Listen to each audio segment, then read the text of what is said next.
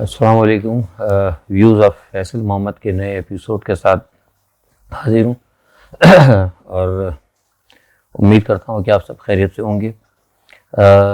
آج سب سے اہم خبر جو ہے، جو سارے تجزیہ نگار بھی پاکستان میں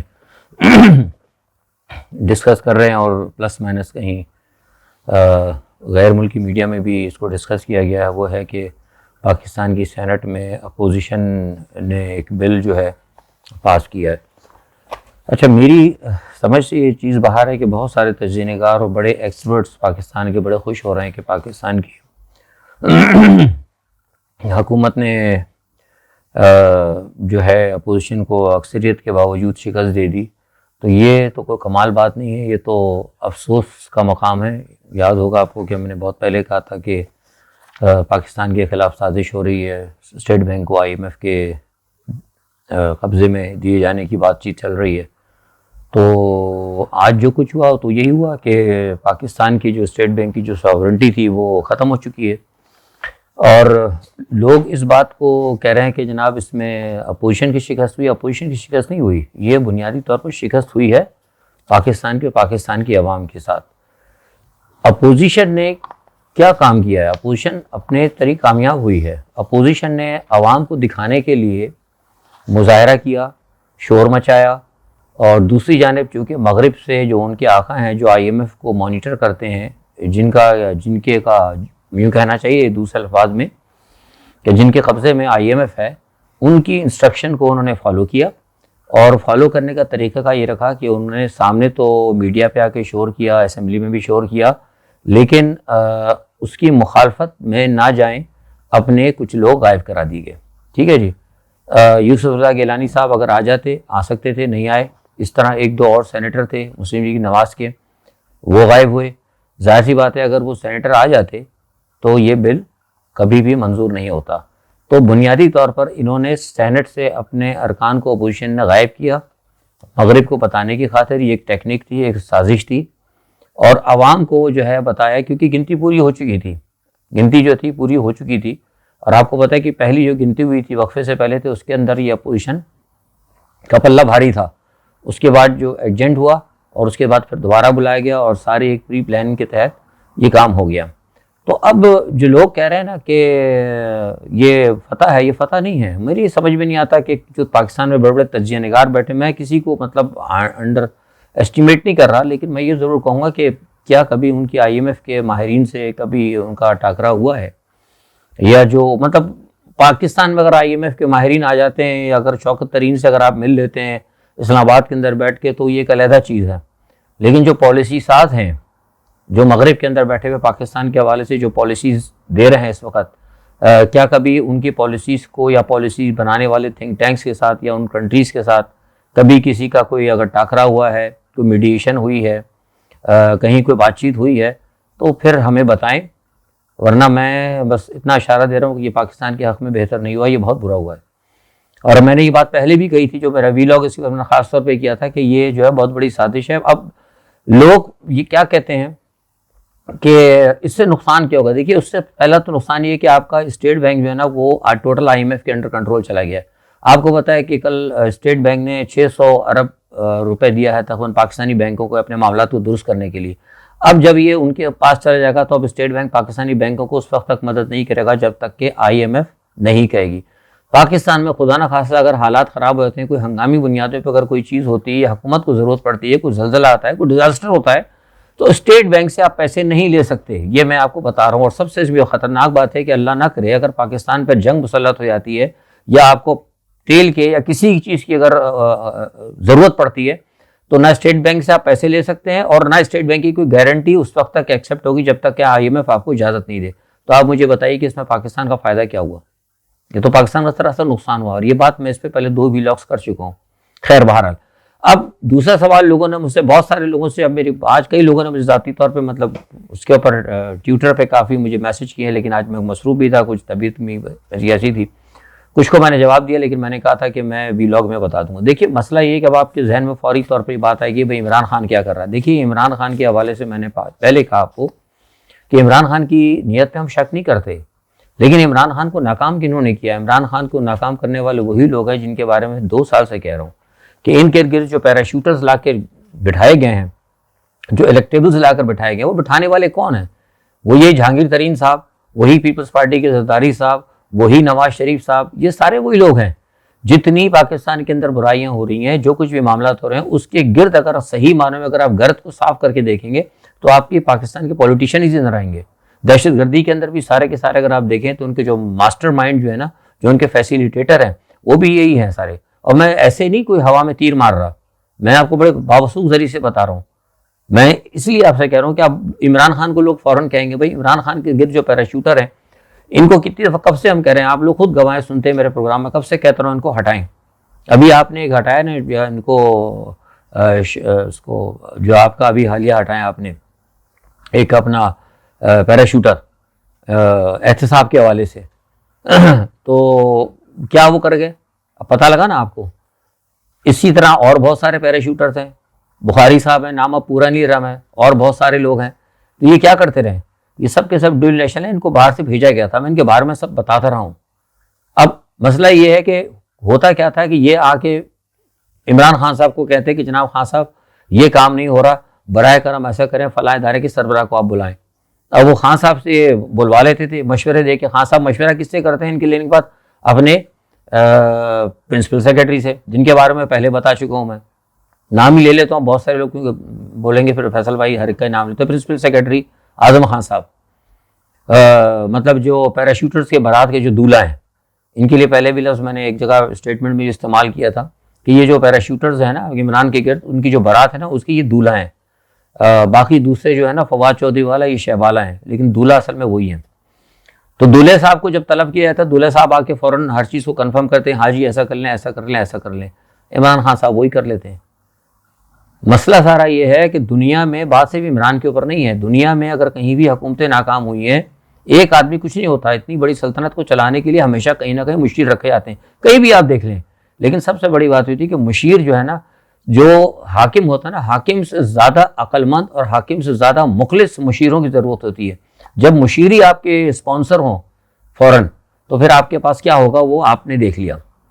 خیر، اس لیے میں نے صرف آپ کو یہ بات بتائی تھی کہ یہ سارے کے سارے معاملات جو ہیں یہ لانچ کیے ہوئے لوگوں کا کام تھا، اور اب لوگ نہیں مانتے۔ بہت سارے لوگ کہہ رہے تھے پہلے بھی، جب میں نے بات کی تھی تو انہوں نے کہا نہیں جناب یہ ہے۔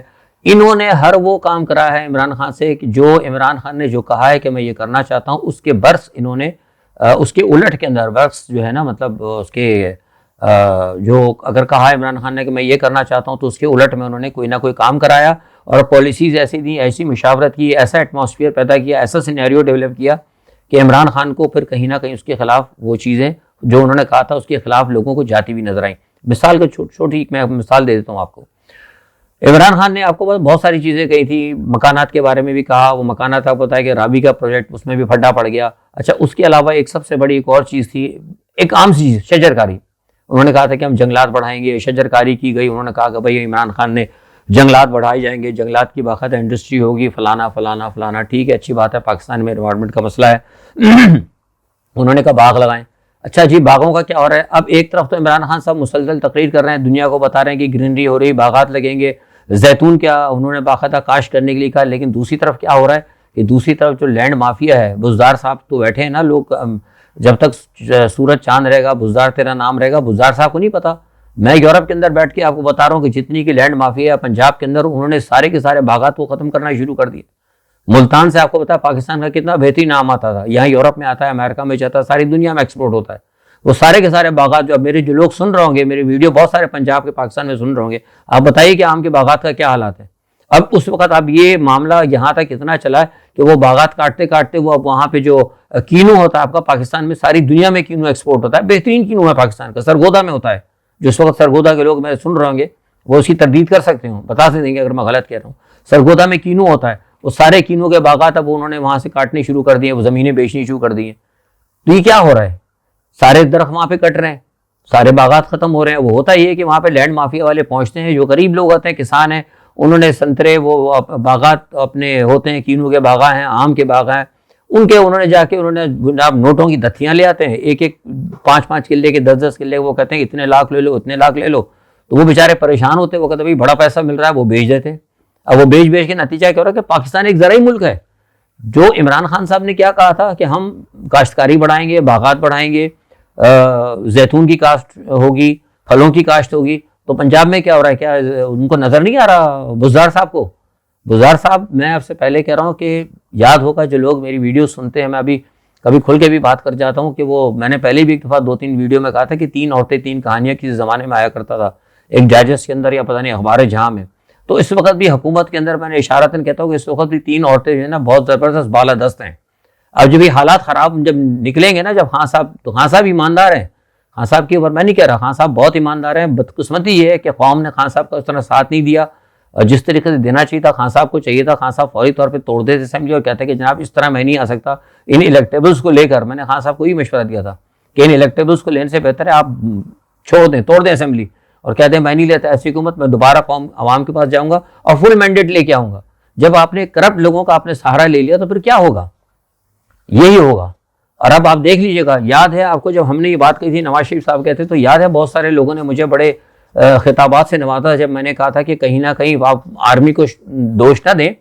کل بھی میں نے اس کا ذکر کیا تھا کہ اس میں کہیں نہ کہیں بھائیوں کا بھی ہاتھ ہے، حکومت کے لوگوں کا بھی ہاتھ ہے. لوگوں نے بڑے القابات سے نوازا تھا ہمیں، بڑے بڑے تجزیہ نگار جن کو آپ سنتے ہیں، جن کے ملینز کے اس وقت فالوورز ہیں، ان کی باتوں کا بھی یقین کرتے ہیں. وہ بھی کہتے ہیں کہ جناب ایسی بنکس مارتے ہیں، ان کو کچھ نہیں پتا، باہر بیٹھے ہوئے ہیں. آج شیخ رشید کا بیان سن لیا، کیا کہا انہوں نے کہ ہم نے بھیجا تھا، ہم سے بہت بڑی غلطی ہوئی. تو آج میں آپ کو بتا رہا ہوں جو اسٹیٹ بینک کو انہوں نے پرائیویٹائز کیا ہے، آئندہ آنے والے دنوں میں یہ تھوڑے دنوں میں یہ ایکسیپٹ کریں گے کہ ہم سے بہت بڑی غلطی ہوئی ہے اور بہت بڑی غلطی کر گئے یہ لوگ. اور یہ ساری غلطی عمران خان سے کرا رہے ہیں. یہ بہت بڑی سازش ہے. ایک اچھے آدمی کو، ایک ایماندار آدمی کو بڑے طریقے سے لا کے انہوں نے بٹھایا ہے اور اس کے گرد ایسے بندے پلانٹ کیے گئے ہیں، ایسے لوگ پلانٹ کیے گئے ہیں جو ایک اچھے آدمی سے ہر برا کام کرا رہے ہیں تاکہ آئندہ لوگوں کو سیاست کے اندر کسی بھی اچھے اور ایماندار آدمی کی ضرورت ہی نہ رہے. لوگ سننا بھی نام گوارا نہ کریں، لوگ اسی کو کہیں، اسی کو پسند کریں جو بے ایمان ہے. یہ میں آپ کو تھوڑا پاکستان کی سیاست پہ آپ کو ایک بات بتائیے. اس صورتحال کے بعد جو ہے معاملات جو ہیں پاکستان کے اس وقت بہت اہم ہیں. آپ کو پتہ ہے کہ کیچ کے اندر حملہ ہوا ہے دہشت گردی کا، اس کے اندر بھی آپ کے شیخ رشید صاحب ناکام رہے اور اب سننے یہ ہے شنید کے کابینہ کے اندر رد و بدل ہو رہا ہے اور ہو سکتا ہے کہ شاید میرا جہاں تک خیال ہے کہ خٹک صاحب کو جو ہے کابینہ کے اندر وہ وزیر داخلہ جو ہے ان کو دے دیا جائے گا دوبارہ، کیونکہ آپ کو پتہ ہے کہ بلوچستان کے اندر جتنے بھی سارے معاملات ہو رہے ہیں یا صوبہ سرحد کے اندر وہ کہیں نہ کہیں طالبان کے حساب سے اور طالبان کے معاملات ہیں. تو چونکہ وہ پختون ہیں، ان معاملات کو زیادہ سمجھتے ہیں، تو کہا ہی جا رہا ہے کہ ان کو یہ وزارت دے دی جائے. بہرحال ایک یہ چیز ہے. دوسرا جماعت اسلامی کا دھرنا آپ کو پتہ ہے کراچی میں ختم ہو گیا. وہ دباؤ ان کے اوپر پڑا تھا اور یہ اس لیے ختم ہوا کہ وہ امینوں نے ختم نہیں کرنا تھا، لیکن کل جو کراچی میں ایم کیو کا معاملہ ہوا اور اس کی طرف سے محسوس کیا گیا کہ جو کچھ کل ہوا ہے اس کی وجہ سے ہو سکتا ہے کہ شاید دوبارہ الطاف گروپ کو دوبارہ مطلب متحرک ہونے کا موقع ملے گا، اس لیے اس کو تھوڑا سا منسوخ کیا گیا ہے. اور یہ طاقتور حلقوں کی طرف سے، یہ میں آپ کو پکی بات بتا رہا ہوں، یہ کہا گیا تھا سندھ کی حکومت کو کہ آپ فوری طور پر جائیں اور جا کے اس بل کو عارضی طور پر اس کو ختم کریں فوری طور پر، کیونکہ پاکستان کی جو صورتحال ہے اس وقت ہم کسی صورت میں کوئی اندر کا بڑا بحران نہیں لے سکتے.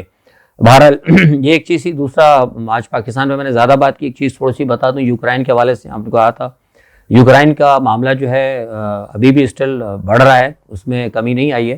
امریکہ نے چین سے مشورہ کیا تھا اس مسئلے کے اوپر. چین کے وزیر خارجہ کی اور امریکن وزیر خارجہ کی ملاقات ہوئی تھی تو چین نے ان کو یہی کہا ہے کہ آپ سفارتی طریقے سے مسئلے کو حل کریں. دوسری سب سے بڑی بات یہ کہ چین نے کھل کر یہ بھی کہہ دیا کہ ہم روس کے ساتھ کھڑے ہیں. دوسرے آپ کو شاید میں ایک بات بتاؤں، آپ خبروں پتہ بھی لگ گیا ہوگا کہ امریکن صدر بائیڈن کی اور یوکرین کے صدر جو ہیں ان کی آج امریکن صدر کی اور یوکرین کے صدر کی ٹیلی فونک گفتگو ہوئی اور اس گفتگو کے اندر تلخی آ گئی. اس تلخی آنے کی جو ہمیں پتہ لگی ہے وجوہات وہ سفارتی ذرائع سے وہ یہ ہوئی ہے کہ امریکن صدر نے ان کو یہ کہا تھا کہ ہم آپ کے ساتھ جو ہیں تعاون کرنے کے لیے تیار ہیں اگر آپ کے اوپر روس حملہ آور ہوتا ہے. اور انہوں نے بتا بھی دیا کہ بھائی فروری کو، پتہ نہیں 4 فروری کو یا 5 فروری کو انہوں نے کہا کہ روس آپ پر حملہ آور ہونے والا ہے. تو ان کا یہ کہنا تھا کہ ہم اگر حملہ آور ہوتا ہے تو بائیڈن صاحب کا کہنا تھا کہ پہلے تو یہ کہ وہاں سے یوکرین سے کچھ اس قسم کے مظاہرے ہوں روس کے حوالے سے جس سے لوگوں نظر آئے کہ قوم کو بتا کر سکیں، مطلب یونائٹڈ نیشن کو اور دوسرے عوام، مطلب ایک کہتا ہے ایک سینیریو کریٹ کیا جا سکے کہ بھائی وہاں پہ لوگ جو ہے تنگ ہیں، مطلب روس سے نفرت کرتے ہیں. اور ایک یہ کیا جائے. دوسرا انہوں نے کہا تھا کہ ہم براہ راست حملہ کرنے کے بجائے ہم یہ کریں گے کہ ہمارے جو وہاں پہ یوکرین کے اندر جو کنٹریکٹرز ہیں، آپ کو پتہ ہے لوگ نام دے دیتے ہیں ایسے ہی، ہمارے یہاں بڑے بڑے تجزیہ نگار کے جناب وہ جہادی کوئی نہیں ہے، کچھ پاکستان سے لیے. میں آپ کو بہت پہلے میری کئی ویڈیوز پڑھی ہیں، میرے اسٹیٹمنٹس بھی پڑھے ہیں انٹرنیشنل میڈیا پر بھی، کہ انہوں نے ساری دنیا سے نا کچھ جو ہے نا پکڑے ہوئے لوگ کنٹریکٹرز، بلیک واٹر والوں نے یا ڈینکور، جو بھی آپ اس کو نام دینا چاہیں، انہوں نے ساری دنیا سے، کچھ یمن سے، کچھ شام سے، کچھ پاکستان سے، کچھ انڈیا سے، کچھ ادھر سے، کچھ افغانستان سے، ان سب کو ایک بڑی تعداد جو ہے نا انہوں نے بنا کرنا ٹرین کی ہوئی ہے، اور وقتاً فوقتاً یہ جو نا ہر ممالک کے اندر اپنے لوگوں کو وہاں پہ استعمال کرتے ہیں. تو بائیڈن صاحب نے کہا تھا کہ ہمارے وہاں پہ جو لوگ ہیں ہم ان کو کہیں گے کہ وہ وہاں پہ روس کے خلاف وہاں پہ گوریلا جنگ کریں گے. اس کی وجہ سے جو یوکرین کے صدر نے اس پہ اختلاف کیا ہے، انہوں نے کہا کہ اگر آپ ہماری مدد کرنا چاہتے ہیں تو براہ راست آپ ایک ایسا انیشیٹو لیں جس سے ہمیں پتہ لگے کہ ہمیں آپ نیٹو میں شامل کریں، آپ ہمارے ساتھ ہیں. لیکن اگر آپ اس طرح کریں گے کہ ہمارے سرزمین کو اس لیے استعمال کیا جائے گا کہ روس کے خلاف آپ جانا چاہتے ہیں، لیکن روس کے خلاف جنگ میں اگر آپ ہماری سرزمین کو استعمال کرنا چاہتے ہیں تو یہ معاملہ نہیں ہوگا. یہ اصل معاملہ تھا جس کی وجہ سے بائیڈن کے درمیان، یعنی امریکن صدر کے درمیان اور جو یوکرین کے صدر کے درمیان اختلافات ہوئے. تو یہ ایک چیز تھی. باہر اب دیکھیے کیا ہوتا ہے. اور یہ ایک چیز تھی. اور دوسری کل ایک خبر میں نے آپ کو اور بتائی تھی، 1 منٹ ویڈیو آپ کو لمبی ہو جائے گی. میں نے آپ کو پہلے بھی کل یہ کہا تھا کہ چین کی جو ہے سائبر کے حوالے سے چائنا جو ہے بہت زیادہ اس وقت آگے ہے، اور اس کی تصدیق بھی ہو جاتی ہے کہ آپ کو پتہ ہے کہ جو F-35 گرا ہے، کریش ہوا ہے امریکہ کا، وہ غائب ہو گیا ہے. تو یہاں بھی میں صرف اتنا اشارہ کر دوں کہ وہ گرا نہیں تھا بلکہ گرایا گیا تھا. اور کل میں نے پوری بات آپ سے نہیں کی تھی، ذرا محتاط طریقے سے بات کر رہا ہوں، کہ کل میں نے کہا تھا کہ چین جو ہے سائبر کے اندر فوقیت رکھتا ہے، اور آج آپ کو بتا رہا ہوں کہ وہ طیارہ گرایا گیا تھا، اور اب وہ کہاں چلا گیا ہے؟ وہ فلپین کے دریاؤں کے اندر کہیں سمندروں میں کہیں کھو گیا ہے. تو اب آپ خود سمجھ سکتے ہیں. تو یہ بیسیکلی چین نے ایک بتا بھی دیا تھا کہ ہم کہاں پر کھڑے ہیں. اور آپ کو پتہ ہے اس سے پہلے بھی ساؤتھ چائنا سی کے اندر ایک ایسا واقعہ ہوا تھا جب امریکن ویسل جو ہیں داخل ہونے لگے تھے چائنا کی حدود میں، تو اور ساتھ میں ان کو کور کر رہی تھی US ایئر فورس، تو ان کے تمام سیٹلائٹ کو انہوں نے جام کر دیا تھا. تو کہنے کا مقصد یہ ہے کہ حالات جو ہیں ابھی بات چیت چل رہی ہے، لیکن حالات خراب ہیں، خطرہ ٹلا نہیں ہے. اللہ تعالیٰ خیر کرے گا. دعا کریں کہ اللہ تعالیٰ پاکستان کے لیے اس تمام صورتحال کے اندر بہتری رکھے. آج کے لیے اتنا ہی. کل انشاءاللہ جو بھی خبر ہوتی ہے اس پہ آپ کے ساتھ دوبارہ آپ سے انشاءاللہ رابطہ کروں گا. تب تک اللہ حافظ.